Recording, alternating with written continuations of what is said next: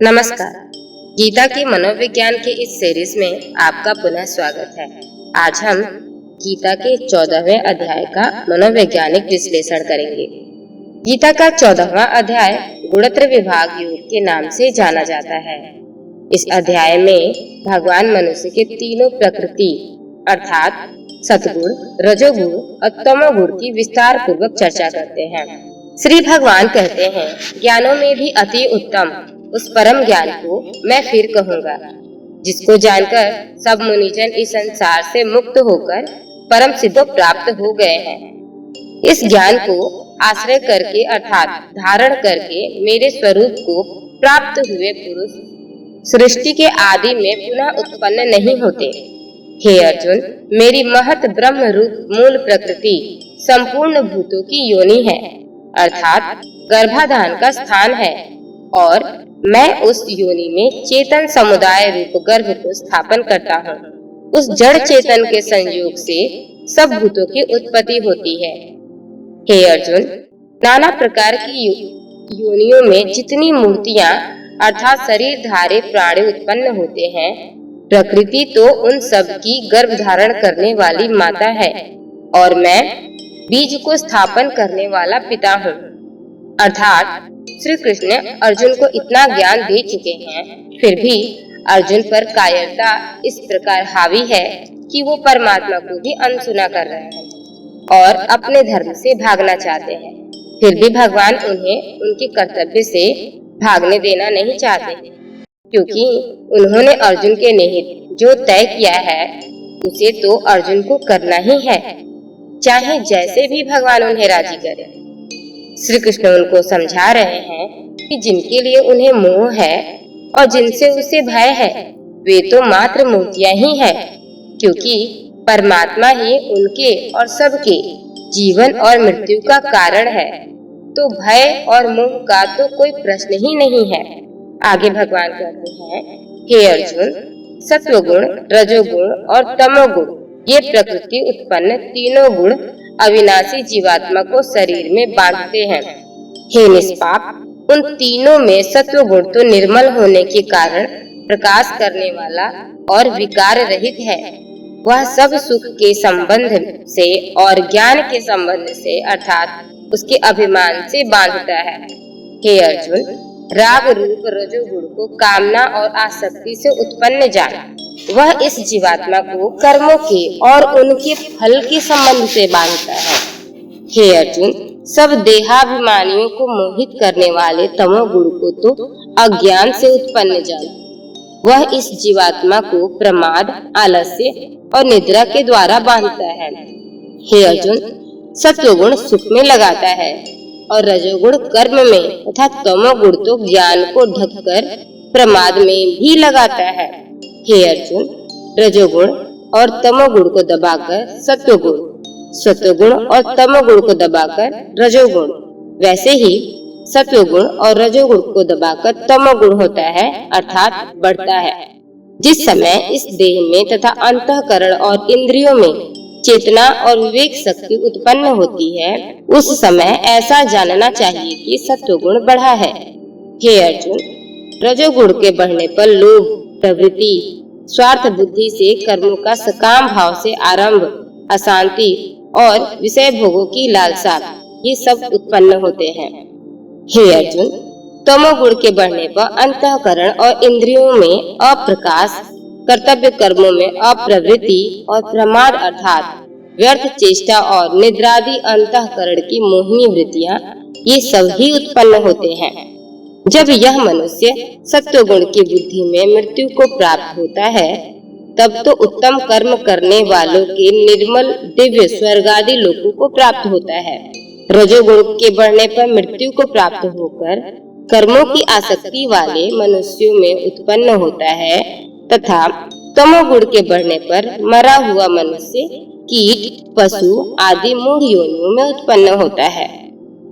श्रेष्ठ कर्म तो सात्विक अर्थात सुख, ज्ञान और वैराग्य आदि निर्मल फल कहा है। राजस कर्म का फल दुख एवं तामस कर्म का फल अज्ञान कहा है। सत्वगुण से ज्ञान उत्पन्न होता है। और रजोगुण से निसंदेह लोभ और तमोगुण से प्रमाद और मोह उत्पन्न होते हैं और अज्ञान भी होता है।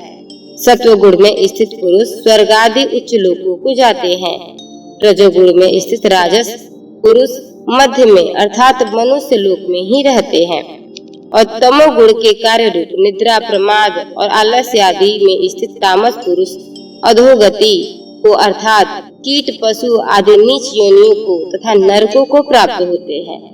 जिस समय दृष्टा तीनों गुणों के अतिरिक्त अन्य किसी को करता नहीं देखता और तीनों गुणों से अत्यंत परे सच्चिदानंद घन स्वरूप मुझ भगवान मुझ परमात्मा को तत्व से जानता है, उस समय वह मेरे स्वरूप को प्राप्त होता है। यह पुरुष शरीर की उत्पत्ति के कारण रूप इन तीनों गुणों को उल्लंघन करके जन्म मृत्यु वृद्धावस्था और सब प्रकार के दुखों से मुक्त हुआ परमानंद को प्राप्त होता है। अर्थात अर्जुन को श्री कृष्ण यह समझा रहे हैं कि जो भी वो सोच या कर रहा है वो प्रकृति के ही तीनों गुणों से प्रभावित होकर कर रहा है, जो परमात्मा द्वारा निर्धारित है। परमात्मा को जिन गुणों की आवश्यकता होती है वो मानव में उन गुणों का विकास करते हैं।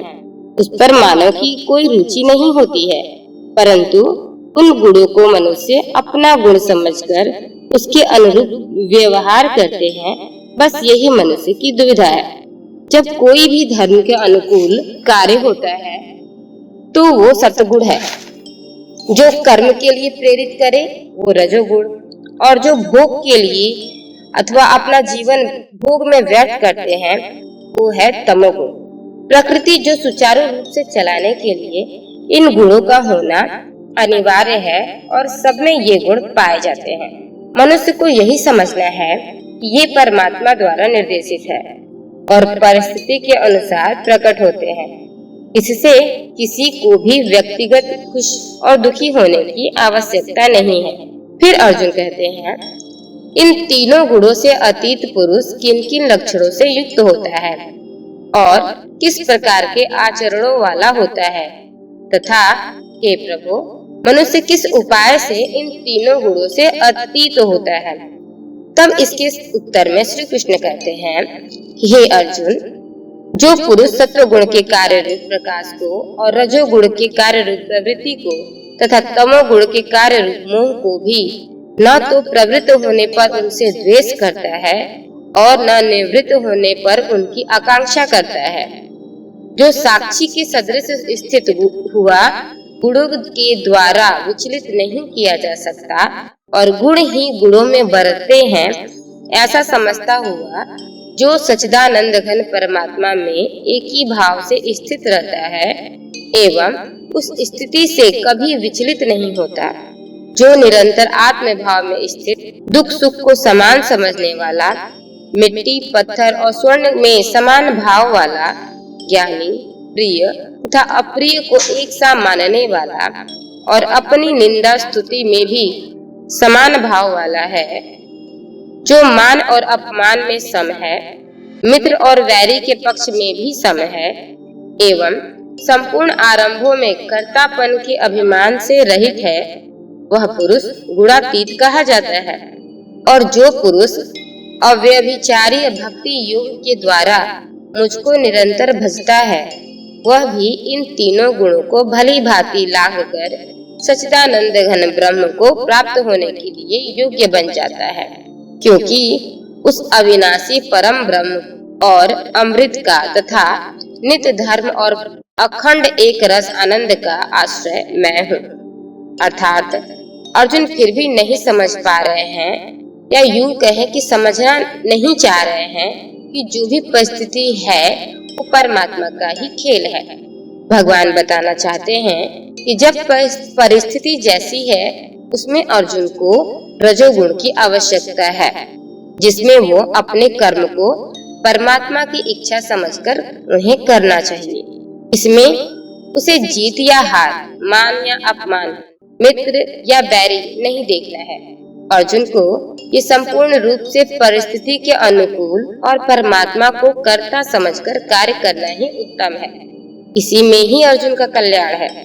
हमारे जीवन में भी हम सही या गलत में हमेशा फंसे रहते हैं। हम जो भी करते हैं वो तो परमात्मा की ही इच्छा होती है, और परमात्मा की इच्छा यही होती है कि हम सफल और प्रसन्न रहें। लेकिन हम स्वयं पर संदेह करते हैं और सही करने के अहंकार और गलत करने के भय के कारण कुछ नहीं कर पाते। हम हमारे द्वारा किए गए कार्य को कर्ता समझकर करते हैं, जिसके कारण उस कार्य के प्रति हमारा मोह, डर या लालच रहता है, जो दुख का कारण बनता है। हमें हमारी खुशी के लिए आवश्यक है कि जब जैसी परिस्थिति आए उसे उत्तम मानकर उसके अनुरूप उत्तम कार्य करें। इसी में हमारी सफलता होती है, न कि ऐसी बातों का विचार करें जिस पे हमारा कोई नियंत्रण ही नहीं है। तो गीता के 14वें अध्याय में बस इतना ही। तब तक के लिए धन्यवाद।